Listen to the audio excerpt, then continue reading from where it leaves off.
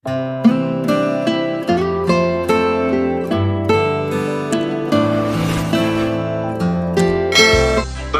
sebuah negeri yang bernama Negeri Luwu, yang terletak di Pulau Sulawesi, yang dipimpin oleh seorang raja yang bernama Labu Satana Datu Maungge, sering dipanggil Raja atau Datu Luwu. Datu Luwu mempunyai seorang anak perempuan yang sangat cantik, namanya Putri Tandampalik. Kecantikan dan perilakunya telah diketahui orang banyak. Suatu hari, Putri Tandampalik jatuh sakit. Sekujur tubuhnya mengeluarkan cairan kental yang berbau anyir dan sangat menjijikkan.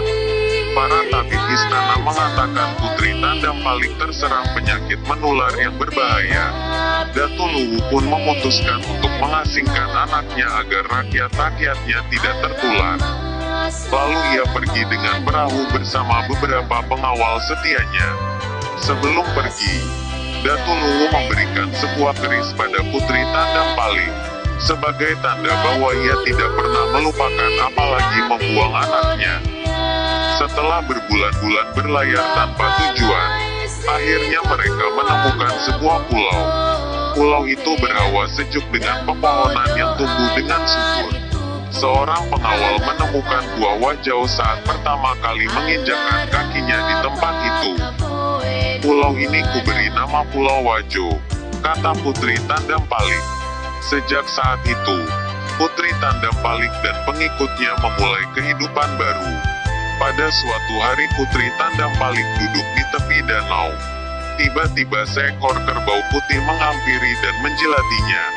Setelah berkali-kali dijilati, luka berair di tubuh Putri Tandampalik hilang tanpa bekas. Sejak saat ini kuminta kalian jangan menyembelih atau memakan kerbau bule, karena hewan ini telah membuatku sembuh, kata Putri Tandampalik pada para pengawalnya. Permintaan Putri Tandampalik itu langsung dipenuhi oleh semua orang di Pulau Wajo hingga sekarang. Di suatu malam, Putri Tandampalik bermimpi didatangi oleh seorang pemuda yang tampan. Dan Putri Tandampalik merasa mimpi itu merupakan tanda baik baginya.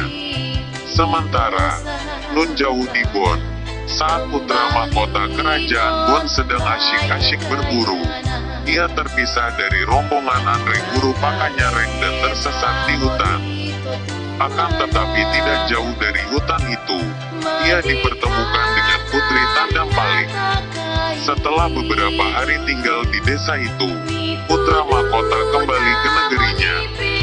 Mengetahui apa yang dialami dan dirasakan anaknya dari Andre Guru Pakanyareng, Raja Bon pun setuju dan segera mengirim utusan untuk meminang Putri Tandampalik. Ketika utusan Raja Bon tiba di Pulau Wajo, Putri Tandampalik hanya memberikan keris pusaka kerajaan Luwu yang diberikan ayahandanya ketika ia diasingkan. Putri Tandampalik mengatakan bila keris itu diterima dengan baik oleh Datu Luwu berarti pinangan diterima. Putra mahkota pun segera berangkat ke kerajaan Luwu sendirian dan penuh semangat. Setelah sampai di kerajaan Luwu, putra mahkota menceritakan pertemuannya dengan Putri Tandampalik dan menyerahkan keris pusaka itu pada Datu Luwu. Datu Luwu dan Permaisuri sangat gembira mendengar berita baik tersebut. Maka ia pun menerima keris pusaka itu dengan tulus. Tanpa menunggu lama, Datu Luwu dan Permaisuri datang mengunjungi Pulau Wajo untuk bertemu dengan anaknya. Pertemuan Datu Luwu dan anak tunggal kesayangannya sangat mengharukan. Akhirnya Putri Tandampalik menikah dengan putra mahkota Bon dan dilangsungkan di Pulau Wajo. Beberapa tahun kemudian, putra mahkota naik tahta. Beliau menjadi raja yang arif dan bijaksana.